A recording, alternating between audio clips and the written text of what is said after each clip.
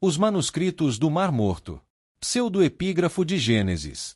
Livro de Melquisedeque. Evangelhos do Mar Morto. Rolos do Mar Morto. Mesmo após a descoberta dos evangelhos gnósticos em 1945, novas cópias dos evangelhos cristãos são encontrados na região do Mar Morto.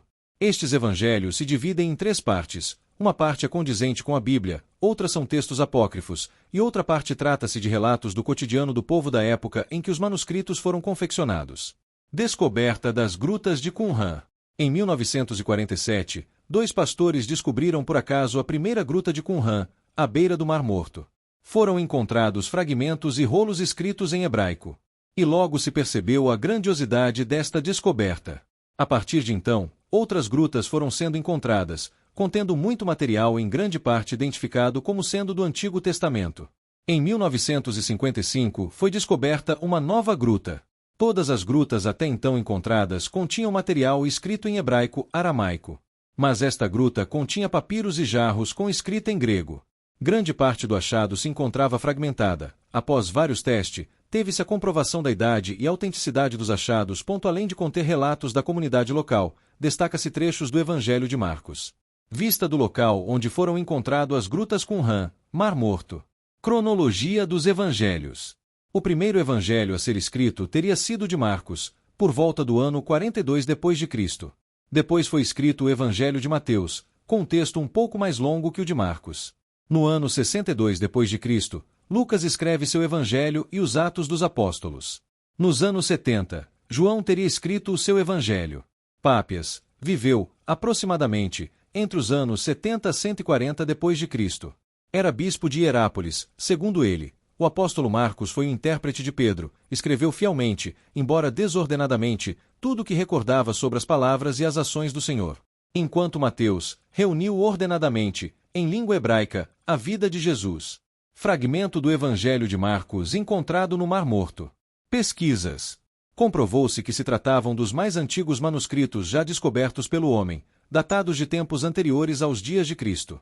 Um dos rolos, o mais conservado, apresenta uma cópia do livro de Isaías que, ao ser comparado com as cópias modernas, trouxe a certeza de que não houve nesses 2 milênios nenhuma alteração de sua mensagem profética.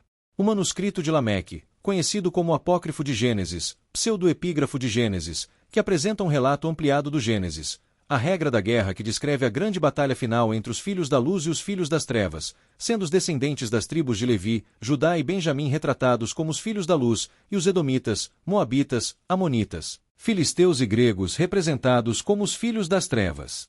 Há também um pergaminho com os hinos de ação de graças, Odaiot, uma sequência de 33 salmos que eram cantados, em cultos de adoração ao Criador.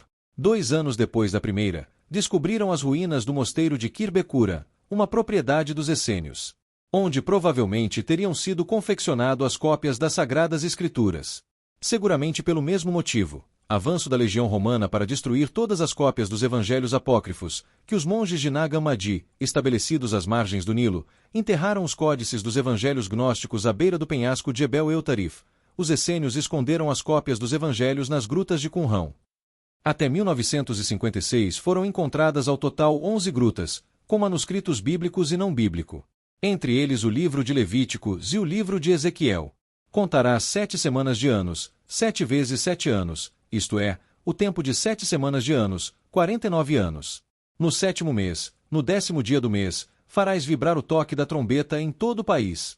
Declarareis santo o 50º ano e proclamareis a libertação de todos os moradores da terra.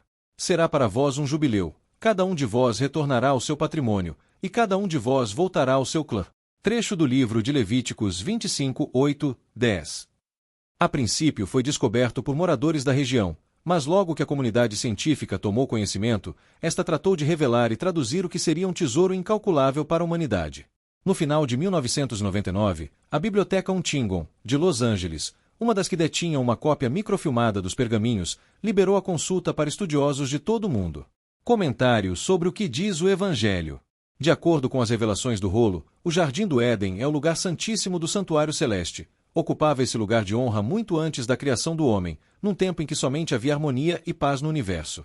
Junto ao trono de Yahvé, no Éden, vivia um querubim cobridor, ungido como modelo da perfeição. Ele era cheio de sabedoria. Esse anjo, valendo-se do livre-arbítrio, afastou-se dos caminhos da justiça e do amor, tornando-se líder de uma grande rebelião que arrastou 1/3 das estrelas do céu. Seu intento era apossar-se do domínio de todo o universo, banindo a presença do Criador de Sião. Ezequiel 28, 12, 15, Isaías 14, 12, 15. O fato de Deus não entregar-lhe o trono fez com que levantasse muitas acusações contra o seu governo, fazendo parecer um ser tirano. Em resposta às acusações de seus adversários, Yahvé dirigiu-se ao abismo que mantinha oculto desde o princípio o planeta Terra, ainda sem forma e vazio, e transformou numa nova terra, cheia de vida e luz. Depois de dar forma à terra, plantou o Senhor nela o jardim do Éden, entregando-o aos cuidados do ser humano. A partir daquele momento, Yahvé não mais reinaria em Sião, sem o consentimento e participação do homem. A partir daquele dia, a imagem de Yahvé seria revelada perante todo o universo, por meio da humanidade. O homem que, pela fidelidade ao Criador, deveria dar a ele o direito de reinar com justiça em Sião, caiu em tentações, entregando nas mãos dos adversários de Deus o reino. O universo continuaria para sempre nas mãos dos inimigos, não houvesse o Criador idealizado um plano de resgate. Por meio desse plano, tudo aquilo que foi perdido com a queda de Adão e sua companheira, haveria de ser recuperado por meio da vitória do Messias e de seu povo. De acordo com as revelações do quarto rolo, no dia em que Adão e Eva foram conduzidos para fora do jardim do Éden, iniciou não somente o exílio humano, como também de Yahvé. Ele somente voltaria a reinar em Sião, quando o Messias completasse a obra da purificação e restauração de todas as assolações causadas pelas transgressões humanas. Isaías 52, 8, Zacarias 8:2. Quanto ao jardim do Éden, é dito que ele permaneceu sobre a terra até por ocasião do dilúvio, quando num ato de justiça o Criador arrebatou-o para o seu lugar de origem, ao norte da Jerusalém celeste. Ali, permaneceria vazio por muito tempo, protegido por um exército de querubins, representado simbolicamente pelos desenhos de anjos na cortina que fazia separação entre os dois compartimentos no tabernáculo em Israel.